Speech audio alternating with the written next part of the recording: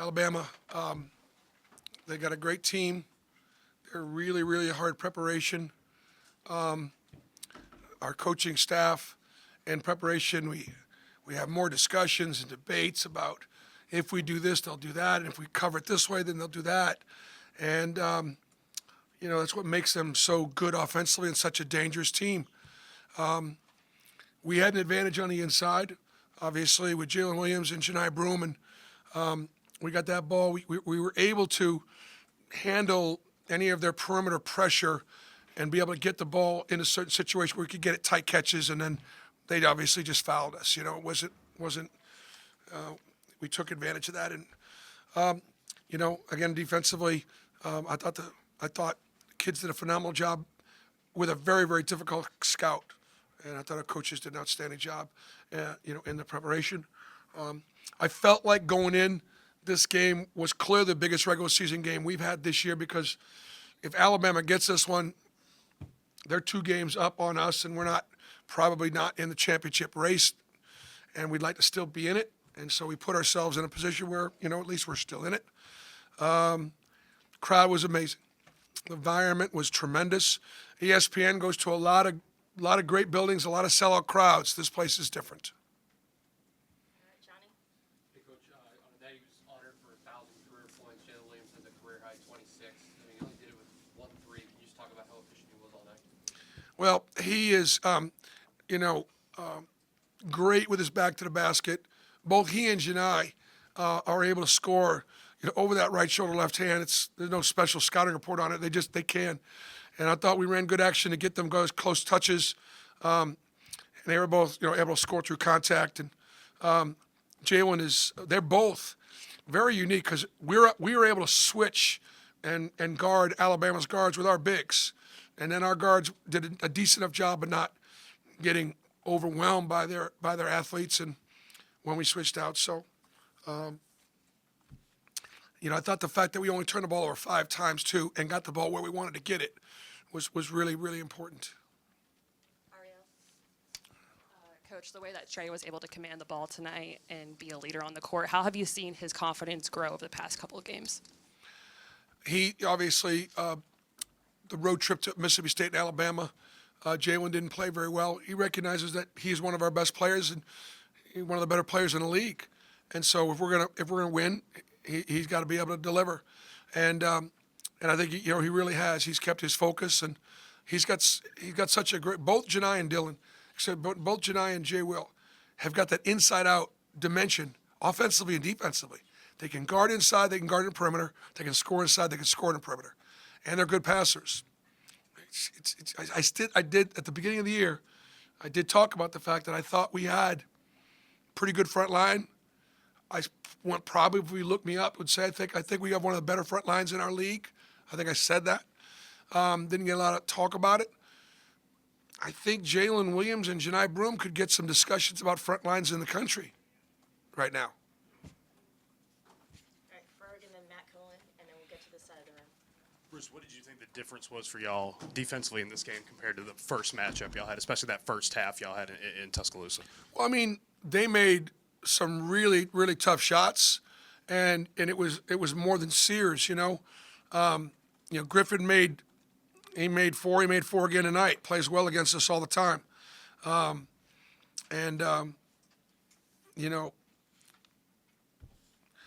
Reitzel made 3 or 4 at Alabama, and so, I mean, I thought we did a better job keeping bodies on bodies, not getting overwhelmed on the offensive glass, not getting beat to as many 50-50 balls. And we did a better job of not turning the ball over, which, they had 18 points off our turnovers in Tuscaloosa. So I think all those things led to the fact that, we held them to only, 9 threes. They make 12 in their wins, and they make 8 or 9 in their losses, and that's what it takes. All right, Nathan, then Matt. Program record 40 free throws for y'all in this game. Was there anything you noticed in the second half, I guess, when the pace for both teams, it seemed like y'all were going to the line a lot? I know that people are going to look at that stats and go, man, it was a free throw fest. But I mean, we were reaching a little bit in. We were a little handsy on the perimeter, and their guards shot a ton of free throws, right? And then we were pounding the ball inside, and they were just climbing all over. I mean, they're fouling us every time. So I don't think the officials wanted to call it like that, but I think both teams had, played hard, played physically. Matt, then Mike. On a Janai specifically, I think you've talked a lot about just how he had the interior advantage, but now he's made 3 in 6 straight games. His free throw shooting is vastly improved. How have you seen him expand his game over the course of this season? Well, I think the thing with Janai, again, it's the inside-out deal. Like, he's a monster with his back to the basket, and he just knows how to use his body. And you get in there behind him, it's a bucket or a foul in a lot of ways. But then he also is such a good passer and likes the ball in his hands. And he works at the. He works.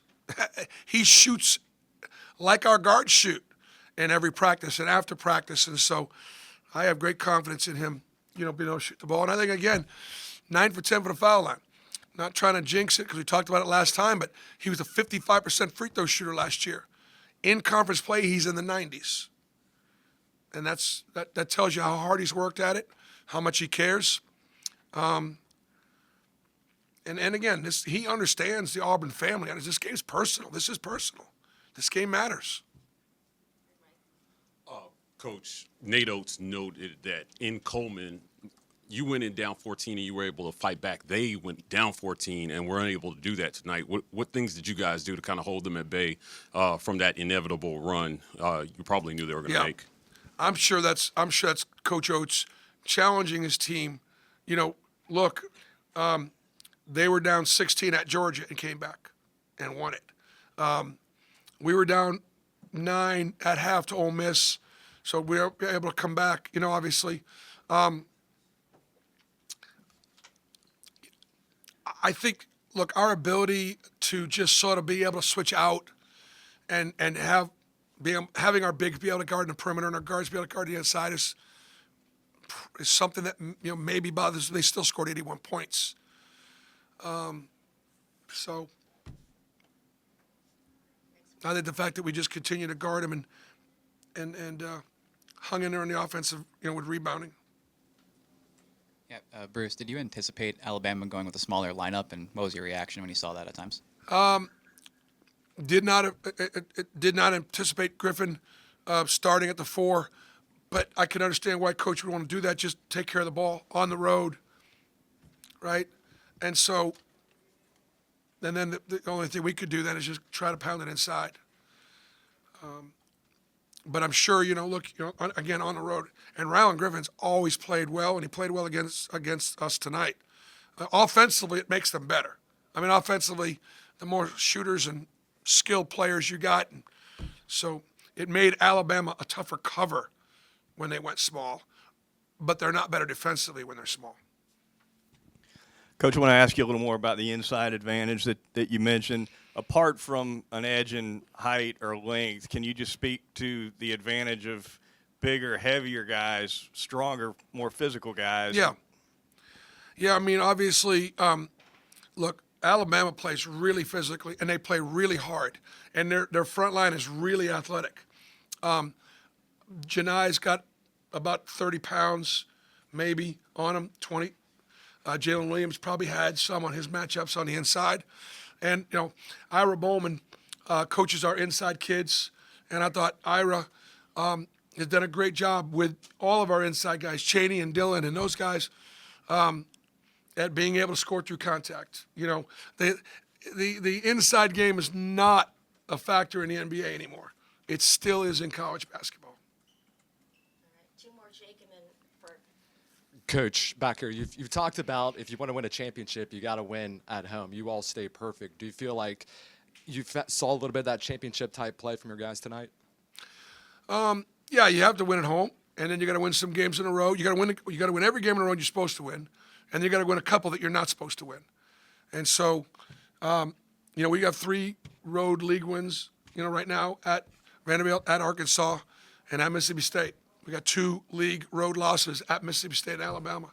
So we play better at home, but who doesn't? But we've also been able to go on the road and win. Now, Florida, they are huge, They have the number 2 offensive rebound efficiency team in the country. They got 3 great guards that can really score it. They play better at home. They've only lost once at home, and obviously we go in there with a big number on our head. Coach Todd Golden was one of my former assistants. Has done a fantastic job rebuilding that program. Bruce, I want to ask you about Chris. You know, he had that run there early in the second half. He didn't score, but he had a ton of hustle stats in this game. Just how much do you feel like that gave y'all a spark there? I think Chris Moore's play was huge. I mean, 4 offensive rebounds and steals, and our guys are so happy for him, right? You know, he plays with great effort, plays really unselfishly, great physicality, and it was wonderful to see our team really happy for Chris. It was fun to see Chris, and then we kept him out there too. I remember there was a time for Chad Baker to get a rotation. He said, nope, keep Chris in there.